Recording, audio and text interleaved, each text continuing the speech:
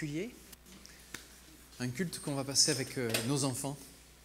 Vous savez, c'est toujours l'opportunité dans ces temps-là de passer un temps, une prédication un petit peu différente. Différente parce qu'on va illustrer un petit peu ce sur quoi on va parler.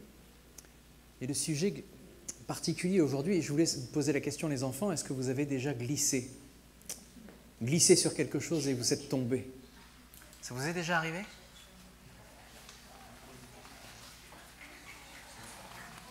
Quand tu joues au foot et qu'il y a de la boue, tu sais, boum! Ça t'est arrivé de glisser déjà? Ouais, il n'y a pas longtemps? Ah, ça fait mal, hein? Moi, je sais qu'un de mes enfants a glissé. Non, les deux d'ailleurs ont glissé dans des escaliers à chaque fois. Ils se sont soit cassé la tête, soit cassé les dents. Oui, il y a beaucoup de... C'est assez... Donc, en fait, la prédication aujourd'hui s'appelle « Ne glissez pas ». Et je vais expliquer comment il est facile de glisser. Alors, il y a des moments comme ça dans la vie où on se dit « tout va bien ». On se dit jusque-là, ça a l'air stable. J'ai acheté des nouvelles chaussures. Elles sont un petit peu lisses dessous, il n'y a pas de crampons. Mais elles sont jolies. Et quand tu te déplaces, etc., tout va bien tant que c'est sec. Mais s'il y a de l'eau par terre, ça change tout. Et en fonction des circonstances, si tu marches avec de jolies chaussures, de belles chaussures, mais qui sont lisses dessous, selon où tu vas, ça ne va pas se passer pareil. Tu ne vas certainement pas t'aventurer sur de la neige ou sur de la glace. Tu aurais des crampons, ce n'est pas la même chose. Donc en fonction des circonstances, c'est là que tu vois si ce avec quoi tu t'es équipé, ça marche ou ça ne marche pas. C'est plus ou moins stable. Et là, ce que j'aimerais vous dire, c'est que le Seigneur aimerait qu'on s'équipe de manière solide pour pouvoir marcher, pour pouvoir tenir ferme, pour pouvoir avancer et pas glisser, justement. Il n'y a pas une anecdote, justement, de quelqu'un qui aurait glissé? Il y aurait quelqu'un qui pourrait nous dire ce qui s'est passé? Antonin, ça t'est déjà arrivé de glisser? Oui, c'est vrai? Qu'est-ce qui s'est passé? Déjà, tu étais au service, tu sortais les poubelles, ça c'est bien. Tu t'es fait mal dehors comme ça? T'as marché sur quoi, une banane? Rien du tout? Comme ça? Dans les escaliers aussi? C'est terrible les escaliers, il faudrait les bannir. Moi je dirais ascenseur de partout. Encore une autre anecdote, quelqu'un a glissé ici? Oui? De glisser? Sur la glace. C'est terrible, surtout l'hiver. Ah, tu vois? Et en plus, selon les chaussures qu'on a. En plus des chaussures comme ça, oui, tu vois. Ah, mais là, c'est pas de chance, hein? Parce que selon où tu marches, tu vois, encore une anecdote où quelqu'un s'est fait mal. Oui, là, Alexandre. Dans les escaliers, tu vois, ça vient vraiment des escaliers. Et tu t'es fait mal, j'imagine? Donc, en gros, est-ce que c'est agréable de glisser? Non. Sauf si tu vas dans un tunnel à la piscine et tout, et là c'est génial. Là, tu te régales, mais c'est fait pour, il y a de l'eau qui t'accueille, enfin, c'est bien, il fait chaud, ça va, c'est l'été. Mais en général, les amis, glisser, c'est pas ce qu'on veut. Alors, je vais vous montrer un passage dans la Bible où le peuple hébreu, ceux qui sont censés faire confiance en Dieu, ils ont glissé. Et ça ne s'est pas bien passé. En tout cas, ils avaient plein de choses pour pouvoir glisser. Et on va voir quelles sont ces choses. Qu'est-ce qui fait glisser? Qu'est-ce qui fait qu'on tombe quand on marche avec le Seigneur? On va avoir un exemple. On va aller dans Ésaïe, au chapitre 30. Et pour vous rappeler un petit peu ce qui se passe à ce moment-là, eh bien, on va y venir juste après. Je crois que je suis allé trop vite. Je vais juste vous parler du contexte. Est-ce que vous connaissez les Égyptiens? Pour ceux qui aiment l'histoire, vous connaissez les Égyptiens? Oui, Alexandre? T'aimes bien les Égyptiens? Les Hébreux aussi aimaient bien les Égyptiens, tu vas voir, ça ne s'est pas bien passé. Les Égyptiens, on sait que c'est une nation puissante. Et à cette époque, c'est une nation qui donnaient envie d'être leurs copains, parce qu'ils sont forts, ils font beaucoup de commerce, ils ont beaucoup de richesses, ils ont de quoi manger, ils ont plein de choses, ils ont un grand savoir, etc. En gros, c'est le copain que tu aimerais bien avoir, quoi. Sauf que le peuple hébreu, le Seigneur lui a dit, attention, si vous faites confiance en l'homme, en général, ça se passe mal. Faites-moi confiance à moi. Et on va voir que ça s'est bien passé. Donc voilà le contexte. Allons dans Ésaïe 30. Qu'est-ce qui s'est passé? Le Seigneur dit à Ésaïe, maintenant, écris ces choses sur une tablette. Qu'est-ce que ça veut dire? Le Seigneur est en train de dire à Ésaïe, ce peuple-là, il veut se faire copain avec les Égyptiens. Et c'est pas bon. Donc tu vas écrire, et je vais leur dire quelque chose. Je vais leur envoyer un message à mon peuple pour qu'ils comprennent ce qui se passe. Écris-les aussi sur un document devant les gens de Jérusalem. Donc c'est vraiment pour le peuple élu. Dans l'avenir, cela servira de témoin pour toujours. Donc, ça veut dire que c'est un texte important. C'est-à-dire qu'ils vont s'en rappeler de ce texte. Alors on a mis un petit peu en couleur. C'est un peuple désobéissant. Ce sont des menteurs, des gens qui refusent d'écouter. Refuser d'écouter. Alors regardez, je suis allé dans mon jardin, j'ai coupé du bois. Ça représente le refus d'écouter. Ça a l'air stable, hein, comme ça. Hein. Donc, première chose, ils refusent d'écouter. Ce sont des menteurs, des gens qui refusent d'écouter l'enseignement du Seigneur. Alors, déjà, la première chose, nous, on a chanté Jésus tout à l'heure. L'enseignement du Seigneur, on l'a, mais à la perfection. Parce que Jésus nous montre vraiment le cœur de Dieu. Il nous montre vraiment ce qu'il aime. Donc, on ne peut pas dire « je ne connais pas Dieu ». On ne peut pas dire « je ne sais pas ce qu'il aime », puisqu'on a les paroles de Jésus, qui nous dit « aimez-vous les uns les autres, comme je vous ai aimé ». Pour résumer, hein, c'est un bon résumé. « Aimez-vous les uns les autres, comme je vous ai aimé ». Donc, ils refusent d'écouter les paroles du Seigneur. Première chose. Ils disent aux prophètes « il n'y a plus de vision, ne nous annoncez pas ce qui est vrai, on ne veut pas vous écouter, vous les pasteurs, les prophètes, tout ça, on ne veut pas lire la Bible, nous ça ne nous intéresse pas. Nous, on veut être copains avec les Égyptiens. » N'ayez plus de vision, ne nous annoncez pas ce qui est vrai, dites-nous des choses agréables, annoncez-nous ce qui nous plaît, même si c'est faux. Eh bien ça, il y a plein de choses qui nous plaisent et qui sont fausses. Il suffit d'allumer la télé, il y a plein de choses qui ont l'air géniales. Avec le nouveau gel Gillette, tu vas avoir une barbe super clean. Avec la nouvelle voiture Ford Fiesta Capri 2, on ne te prendra plus pour un rigolo. Plein de promesses. Plein de promesses. Et ça, c'est la deuxième chose. On veut écouter des choses, même si ces choses sont fausses. Donc, c'est le contraire de la parole de Dieu. Donc, avec ces deux choses-là, je vais essayer de tenir debout. Hein. Je vais essayer de tenir sur ces vérités. Alors, comment ça va se passer? Alors, ce qui est bien dans la vie, c'est que quand on ne bouge pas et qu'il ne se passe rien, en général, tout se passe bien. Tant qu'on ne prend pas de décision, en général, tout va bien. Mais là, je me tiens sur deux choses bien particulières. Je sais, je n'ai pas de casque. Alors, ceci est fait par un professionnel, ne refaites pas ça chez vous. Donc, je me tiens sur quoi, là? Le fait de je ne veux pas écouter le Seigneur. Je ne lis pas la Bible, ça ne m'intéresse pas. Ok? Je veux écouter, en fait, ce que le monde dit, ce que les copains disent, ce que les hommes disent. C'est ce que font les Hébreux. Hein. Ils veulent faire confiance aux Égyptiens. Première chose. La deuxième chose, c'est que je préfère écouter ces choses-là parce que ça me fait me sentir bien. Donc j'écoute des choses, je sais que ce n'est pas vraiment vrai, mais ça me fait sur le moment, je me sens bien. Donc je vais continuer d'écouter ces choses. Alors tant que je ne prends pas de décision, tant que je ne fais rien, tout va bien. Il ne se passe rien, je vis une vie bien confortable, j'écoute les copains, j'écoute pas trop le Seigneur, je fais confiance aux autres, même si c'est faux, même si je sais que c'est pas bien, je tiens dessus, mais j'aimerais prendre une décision.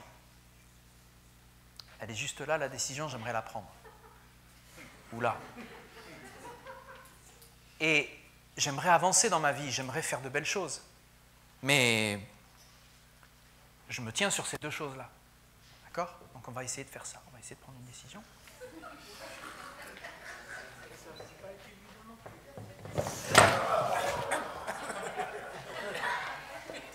Bon. Donc voilà ce qui se passe quand on écoute les Égyptiens. Alors, je vous dis tout ça pour que ça ne vous arrive pas.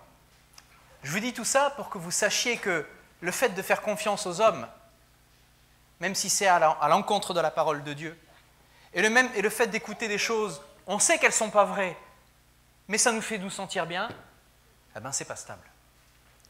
Maintenant, on va passer à la suite. Alors, regardez. Éloignez-vous du bon chemin, quittez la bonne route, ne parlez plus du Dieu saint d'Israël. En gros, n'écoutez plus Dieu. Juste après, il dit, et ça c'est écrit sur des tablettes, hein, c'est pour ça qu'on l'a aujourd'hui, c'est écrit là parce que ça a été écrit. C'est pourquoi le Dieu, le Saint d'Israël, dit, vous rejetez mes paroles, vous ne m'écoutez pas, les gars. Vous faites confiance à ceux qui vous trompent et qui vous mentent. Et vous vous appuyez sur eux. Regardez ce qui s'est passé. Eh bien, cette faute sera pour vous comme une fente qui se creuse dans un grand mur. C'est la parole de vie, hein, c'est la version parole de vie. Une fente qui se creuse dans un grand mur, une bosse apparaît sur le mur et tout à coup, boah, il s'écroule. C'est pas stable cette histoire. Le mur sera brisé en petits morceaux, comme le plat d'un potier. C'est sans espoir. On ne peut plus trouver parmi eux un morceau assez grand pour reprendre les charbons dans un feu ou de l'eau dans une mare.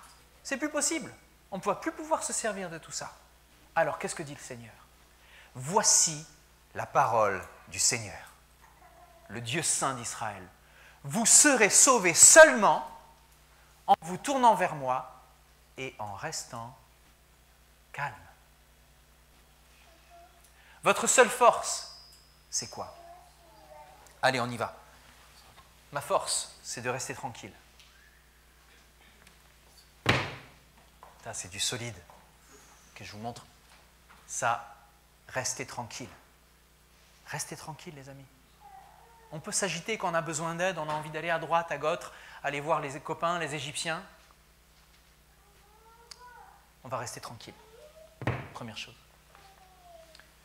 Votre seule force est de rester tranquille. Et la deuxième chose, et c'est certainement la plus importante, mettre votre confiance en moi. Ça, c'est stable. Dit le Seigneur, mettez votre confiance en moi. Maintenant, si je veux prendre des décisions là-dessus, si vraiment je veux faire quelque chose dans ma vie et que je me tiens là-dessus,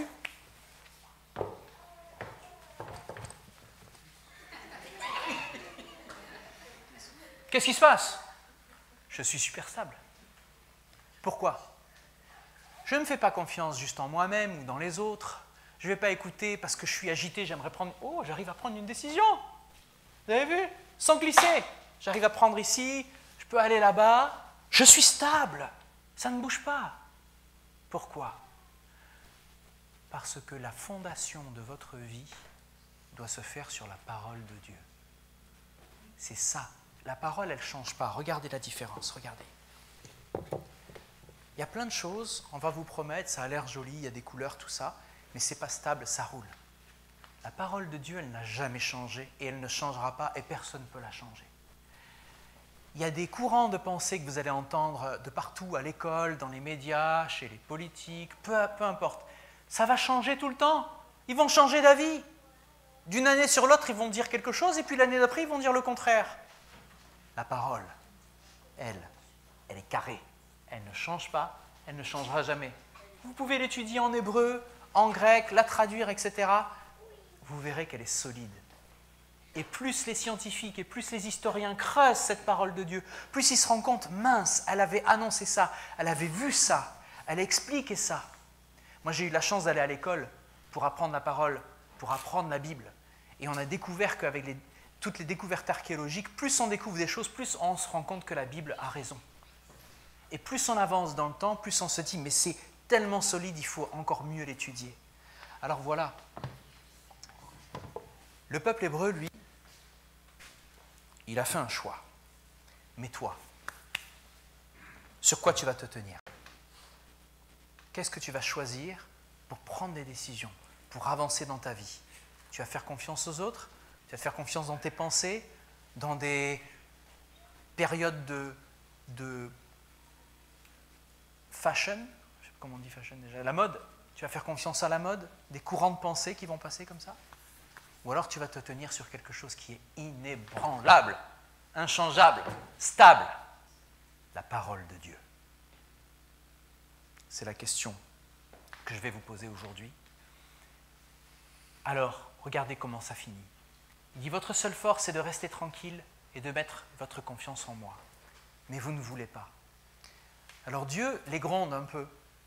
Mais si vous lisez la suite, si vous prenez votre Bible à la maison et que vous commencez à lire la suite, vous verrez que Dieu dit, mais j'ai prévu des choses pour toi, des choses pour te bénir, des choses pour te vraiment prendre soin de toi, te faire du bien. Et si tu prends les bonnes décisions, alors ça va bien se passer. Si tu m'écoutes, si tu fais ce que j'ai à te dire, tu verras que ça se passe bien. Est-ce que ce n'est pas souvent ce que nos parents nous disent? Écoute, j'ai des choses à te dire, ça va t'aider, tu seras plus stable, tu seras plus heureux. Et très souvent, on va en faire qu'à sa tête. Eh bien, le Seigneur nous dit exactement pareil. Et là, je pense même à nous adultes. Très souvent, vous savez, la parole de Dieu dit « Mes pensées ne sont pas vos pensées. Mes pensées ne sont pas vos pensées. » Très souvent, même les adultes se croient sages. Ils pensent que parce qu'ils ont de l'expérience et de la barbe un peu blanche, toutes leurs décisions sont bonnes. Mais le Seigneur dit « Mes pensées sont bien au-dessus de vos pensées. » Donc il faut qu'on arrête de trop donner de valeur à ce que nous on pense et de commencer à faire vraiment confiance en ce que Dieu dit. Et pour terminer ce message, vous savez, quand on lit l'Ancien Testament, ce n'est pas toujours facile de comprendre tout parce qu'il faut comprendre un peu l'histoire, il faut savoir quel est le contexte, c'est qui les Égyptiens, c'est qui les Hébreux, c'est qui les Assyriens qui viennent juste après, les Perses, les Mèdes, et tous ces peuples-là, c'est un peu compliqué des fois. Mais quand vous lisez les paroles de Jésus, ça devient très simple. Donc si les enfants, vous vous posez la question, et si les adultes vous posez encore des questions, je vous invite à faire confiance dans la parole de Jésus. Quand vous allez ouvrir la Bible et que vous allez lire simplement ce que le Seigneur dit, toutes les choses les plus importantes, les plus essentielles que vous devez vivre au jour le jour, elles sont là. Pas besoin d'aller très loin. Pas besoin d'avoir des études ou un doctorat pour faire une étude de la Bible. Ça devient très très simple. La question c'est, sur quoi vous allez vous tenir? Qu'est-ce que vous préférez? Qu'est-ce que vous choisirez? Vous voulez vraiment faire le test, de dire « Oh, moi j'aime bien le surf, j'aime bien quand ça glisse, c'est pas grave. » Mais quand tu construis ta vie sur quelque chose qui n'est pas stable, les conséquences c'est la chute. C'est pour ça que je vous ai posé la question, est-ce que vous êtes déjà tombé? Est-ce que vous avez déjà glissé? Vous-même, vous savez que de glisser, ça fait mal. Vous savez très bien que quand on prend des mauvaises décisions, forcément, ça finit par glisser. Donc aujourd'hui, ce que j'aimerais que vous receviez, c'est de vous dire, la manière de ne pas glisser, c'est que je vais faire confiance à Dieu et surtout, je vais rester tranquille. Je ne vais pas m'agiter, je ne vais pas faire le fou, je vais me calmer, je vais rester tranquille. Parce qu'il y a quelqu'un qui est inébranlable, quelqu'un qui n'a jamais peur, quelqu'un qui est sur le trône, qui m'aime. Il a payé pour mes péchés, il a payé pour mes fautes, il ne m'en veut pas. Il n'a pas envie de rendre ma vie difficile, au contraire. Il a envie de me montrer combien il m'aime et combien il est Dieu, il est le bon Père. Alors vous avez peut-être un père, une mère sur terre, on prend des décisions, nous les papas, les mamans, on ne fait pas toujours ça comme il faut, des fois on se trompe. Mais il y a quelqu'un qui ne se trompe jamais dans sa parole, c'est le Seigneur Jésus. Le Seigneur Jésus, il répète simplement ce que le Père dit et il nous le donne. Alors vous savez quoi? Il y a le Père, il y a le Seigneur Jésus et il y a le Saint-Esprit. Amen. Et en fait, ces trois-là, ils sont là pour nous aider. Le Père, le Fils et le Saint-Esprit, c'est eux qui font le travail. Nous, on doit rester tranquille et leur faire confiance. C'est-à-dire que qu'est-ce que fait le Saint-Esprit? Vous savez ce qu'il fait le Saint-Esprit? Il me montre, quand je lis la Bible, c'est lui qui me montre vraiment qui est Jésus. Il me montre ce que tout ça veut dire. Ça, c'est le rôle du Saint-Esprit, c'est de révéler Jésus. Et le rôle de Jésus, vous savez ce que c'est? eh bien, il révèle le Père. C'est lui qui nous montre combien Dieu, le Père, est bon et grand, il est rempli d'amour. Donc, le Père, le Fils et le Saint-Esprit, tous les jours, cherchent à vous parler, cherchent à vous montrer que vous pouvez lui faire confiance. Il le fait simplement. Il suffit d'ouvrir sa Bible et de dire « Saint-Esprit, guide-moi ». Donc là, déjà, vous priez. C'est une simple prière, mais c'est tout ce qu'il y a à faire. Et au moment où vous lisez la Bible et les paroles de Jésus, c'est à ce moment-là qu'il va vous parler. Et là, vous allez vous rendre compte combien sa parole est solide, combien elle est carrée, combien elle est stable. Alors vous entendrez les copains vous dire des choses, vous entendrez la télé vous dire des choses, vous entendrez plein de pensées, mais vous serez libre parce que vous aurez le choix. Vous comprenez? Les Égyptiens, ils ont la force, ils ont l'argent, ils ont plein de trucs. Et les Hébreux se disent, mais c'est eux les meilleurs, c'est vers eux qu'il faut aller. Mais est-ce que les Hébreux sont vraiment libres? Non, parce qu'ils n'ont pas entendu, ils n'ont pas écouté ce que Dieu dit. Donc ils n'ont pas le choix, vous comprenez? Si vous voulez vraiment avoir le choix, il faut d'abord connaître la parole, et vous pouvez écouter après les copains, et puis vous prendrez vos décisions. Mais la parole est stable. Les pensées du monde, elles glissent. Ne glissez pas. Ne glissez pas. Ne glissez pas. Je vous invite à prier. Seigneur Dieu, tu es vraiment un Dieu surprenant. Vraiment, tu nous surprends parce que quand on lit ta parole, on se rend compte que tout ce que disent les gens, c'est pas forcément vrai. Même ce que disent certains pasteurs, c'est pas forcément vrai. Quand on lit nous-mêmes ta parole, on se rend compte combien tu nous parles, combien ce que tu dis est bon. On sait au fond de nous que c'est vrai. Alors que quand on entend des gens dire des bêtises, même des bêtises qui nous font plaisir, on sait que c'est faux, Seigneur. Au fond, on sait que c'est faux. On n'a pas envie de se tenir sur des mensonges, on n'a pas envie de se tenir sur des faussetés. On veut se tenir sur quelque chose de bon, de stable. On aimerait, Seigneur, se tenir sur ta parole, sur ce que tu dis. Alors merci parce que tu nous empêches de glisser. Alors qu'on te fait confiance, alors qu'on prend des décisions, alors qu'on avance sur la confiance qu'on a en toi et sur ce que toi, tu nous dis. Nous savons que nous avons un avenir et de l'espérance. Nous savons que tu as préparé de belles choses pour nous, alors que nous avançons parce que tu es un bon Père qui nous aime et qui ne fait pas d'erreur. Même si nous, on peut en faire, toi, tu n'en fais pas. Alors on veut te dire merci, Seigneur. Rends-nous de plus en plus obéissants à ta parole. Rends-nous plus à l'écoute de ce que tu dis et des bons conseils que tu nous donnes. Merci de faire en sorte que l'on se tienne sur ta parole qui est stable et non pas sur des choses qui vont nous échapper, qui vont nous faire glisser et tomber, Seigneur. Merci parce que vraiment, tu nous aimes pour nous être aussi patients avec nous. On te remercie, Seigneur Dieu, au nom de Jésus. Amen. Amen.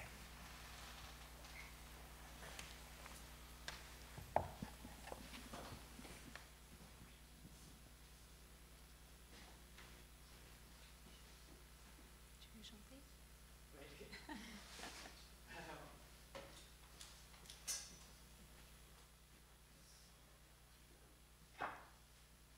Très souvent, vous aurez le doute, vous allez vous dire, est-ce que Dieu est capable de faire tout ça? On va chanter Dieu est capable.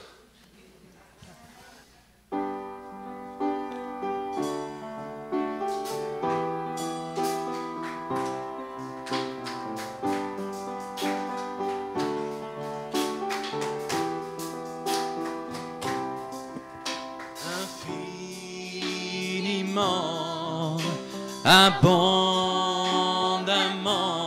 bien au-delà de tout ce que tu demandes au travers de la puissance qui agit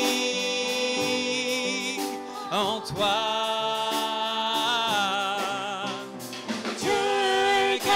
De faire tout ce qu'il dit, il fera, il accomplira toutes ses promesses envers toi. Garde ta foi en Dieu, il ne t'abandonnera pas, il fera.